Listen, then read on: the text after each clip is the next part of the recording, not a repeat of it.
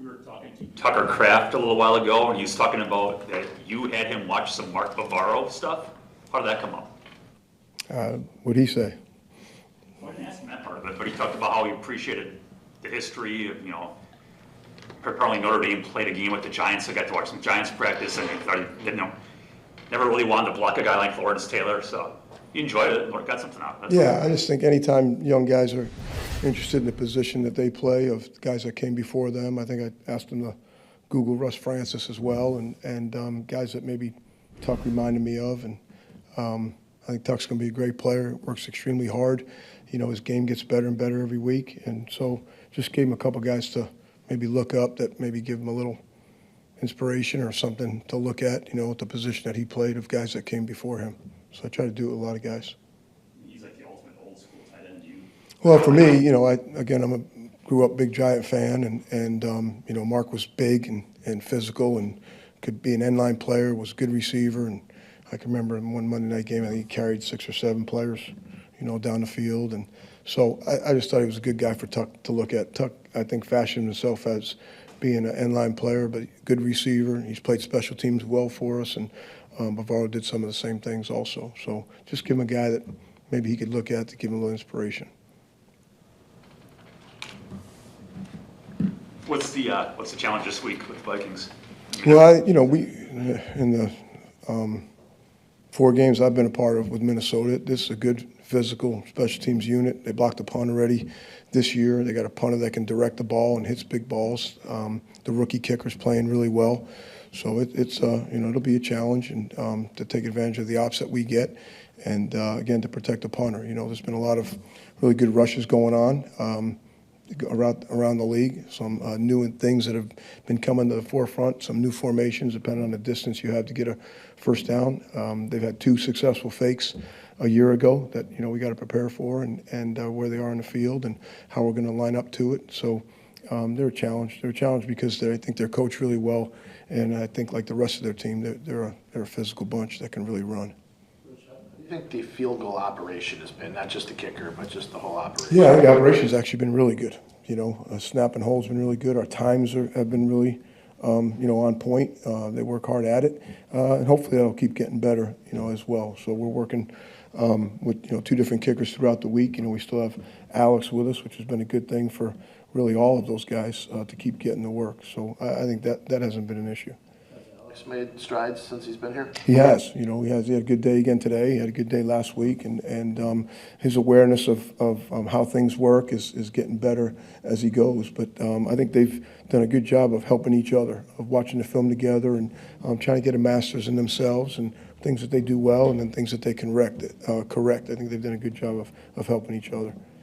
I think 10 of the 11 kickoffs Keyshawn's been back for have gone for touchbacks.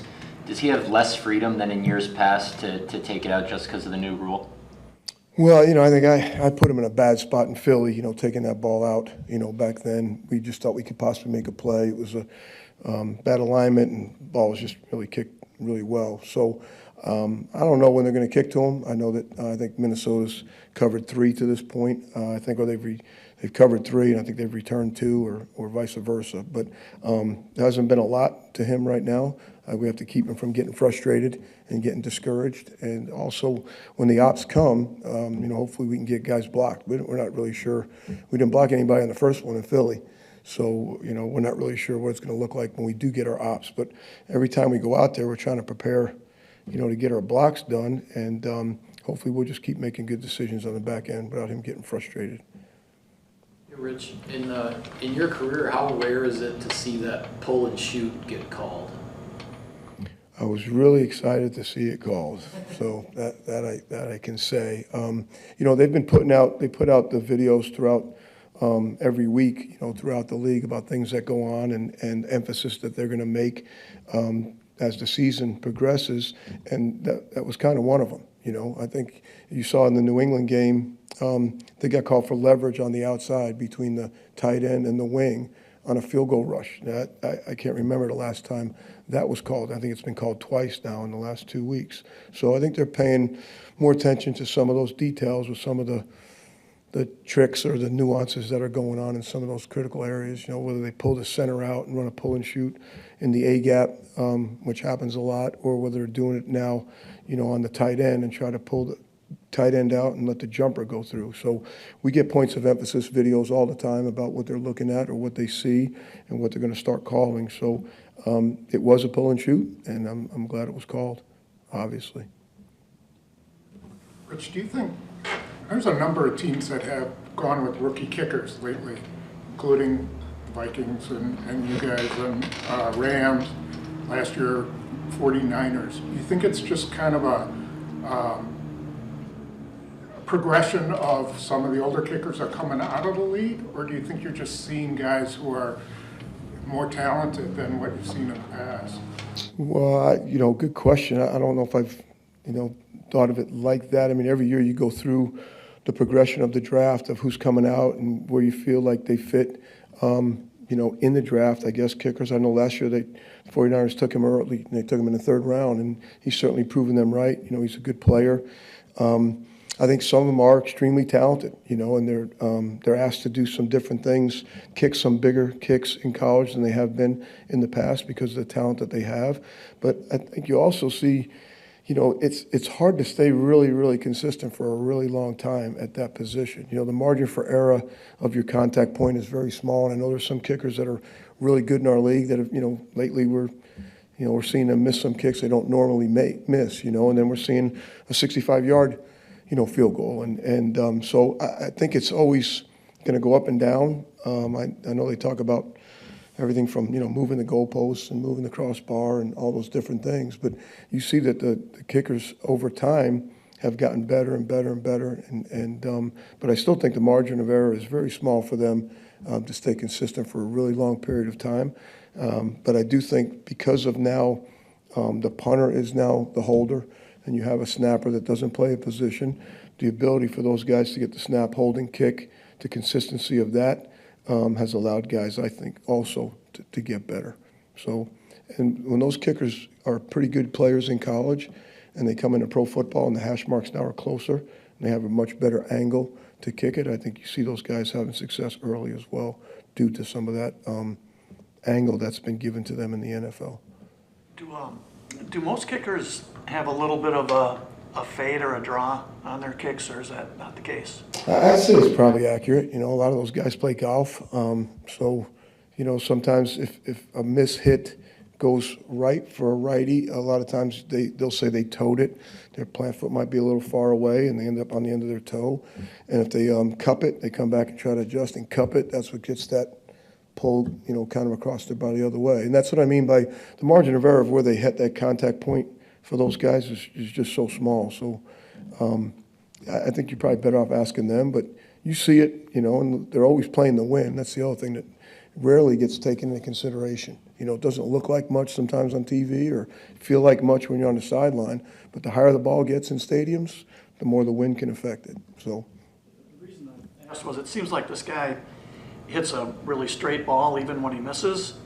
Is that, have you noticed that? Is that a good thing or a bad thing? Your kicker, Narveson, it just seems like the ball's going pretty straight even on the misses.